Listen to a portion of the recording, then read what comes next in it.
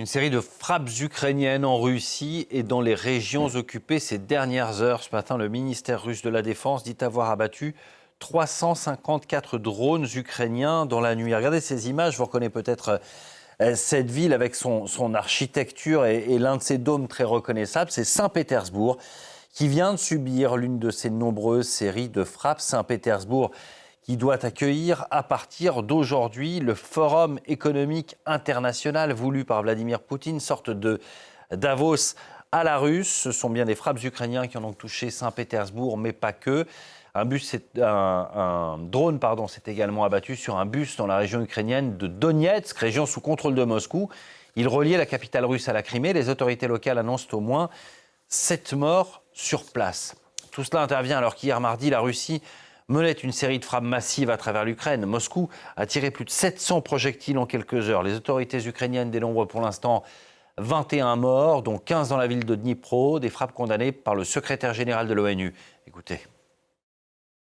Le secrétaire général condamne fermement les récentes attaques massives menées par les forces armées de la Fédération de Russie à l'aide de missiles et de drones contre des villes ukrainiennes, notamment Kiev, Dnipro ou Kharkiv.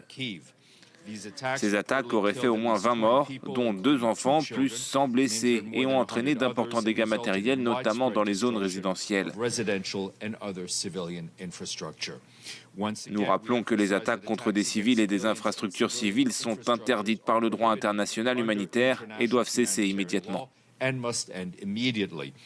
Voilà, on va aller plus loin dans le décryptage d'Anne Corpet ce matin. Bonjour Anne. Bonjour Damien. Voilà donc la Russie de Vladimir Poutine qui redouble de violence dans ses frappes sur l'Ukraine, mais qui recule en revanche sur la ligne de front.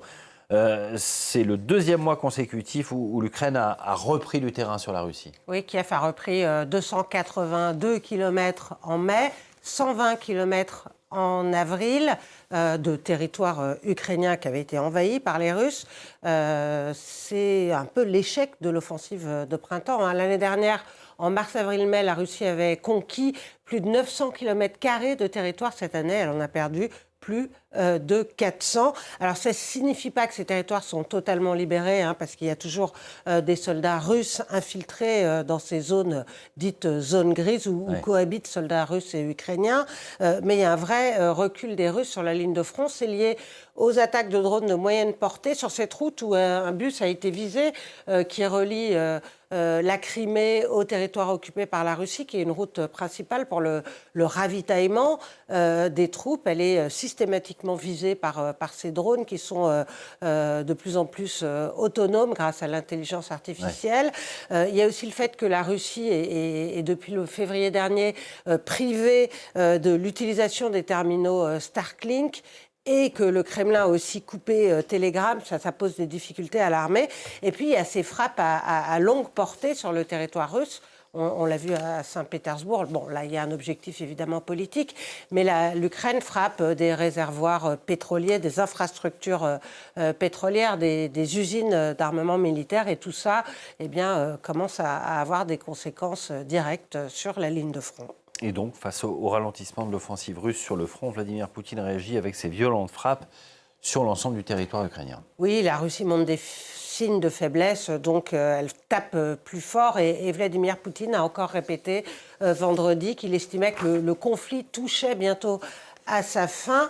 Mais Vladimir Poutine vit de plus en plus reclus et il a peut-être de fausses informations, ou en tout cas une vision erronée de ce qui se passe réellement sur la ligne de front. Il n'est pas sûr que son haut commandement militaire lui dise toute la vérité. Ouais. En tout cas, le doute sur sa stratégie commence à s'infiltrer dans les cercles dirigeants.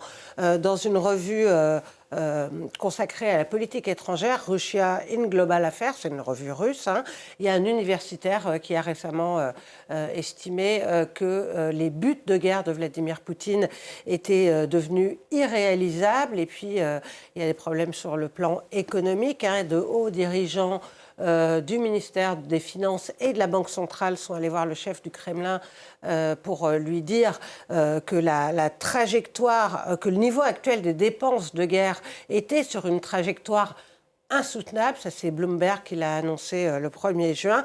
Mais Vladimir Poutine ne veut pas faire baisser ce budget de l'armée. Au contraire, et il continue à recruter. Il a offert d'effacer les dettes à hauteur de 120 000 euros pour les jeunes engagés, en plus des hauts salaires dont il dispose déjà. Et puis il recrute à l'étranger. Il y aurait, selon les dernières estimations, 27 000 combattants étrangers sous le drapeau russe. Ils seraient issus de 130 pays. Donc l'Ukraine et la Russie se rendent coup pour coup dans leurs attaques de drones sur la ligne de front. On imagine que les négociations, pour l'instant, on n'en parle plus. Non, elles sont au point mort depuis le début de la guerre en Iran. Les États-Unis ont les yeux rivés sur le Proche-Orient. Marco Rubio, la semaine dernière, a lui-même reconnu qu'aucun rendez-vous n'était prévu pour de prochaines négociations. Alors, la Russie a récemment accru aussi ses menaces contre l'Europe avec des déclarations très belliqueuses, mais aussi avec l'utilisation du missile Oreshnik, qui est capable de viser toutes les capitales européennes. Cette frappe de drone, vous savez, sur un immeuble civil en Roumanie. Et alors, il y a certains experts qui estiment que face à ces difficultés au front, il pourrait tenter une manœuvre de diversion en s'attaquant avec une frappe ciblée sur un pays européen, ou surtout, avec ces menaces d'escalade, il vise à faire revenir les Américains dans le jeu, parce qu'il estime à juste titre que l'administration Trump est plutôt conciliante à son égard, et il attend d'elle qu'elle fasse pression sur Volodymyr Zelensky pour qu'il cède une partie du Donbass qui n'a pas été encore conquise par l'armée russe. Il n'y a aucune chance qu'il obtienne satisfaction du côté ukrainien de ce côté-là. Les Européens, eux, voudraient prendre place à la table des négociations, mais ils ne sont pas encore unanimes sur la pertinence d'y participer immédiatement. L'urgence, c'est bien de continuer à soutenir l'effort de guerre de Kiev.